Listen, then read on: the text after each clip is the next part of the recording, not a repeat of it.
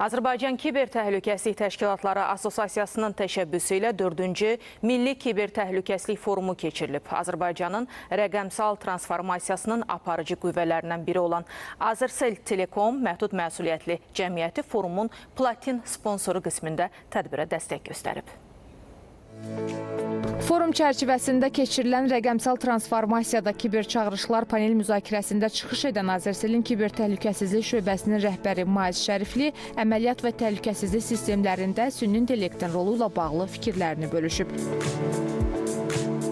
Artıq 2025-ci ildən etibarən süni intellekti tətbiq edirik və bu gün bu forum çərçivəsində əldə etdiyimiz real nəticələri forum iştirakçılarına çatdırdım. Əlavə olaraq bildirmək istəyirəm ki, Azərsel artıq bazara ondan çox kiber təhlükəsizlik xidməti təklif edir.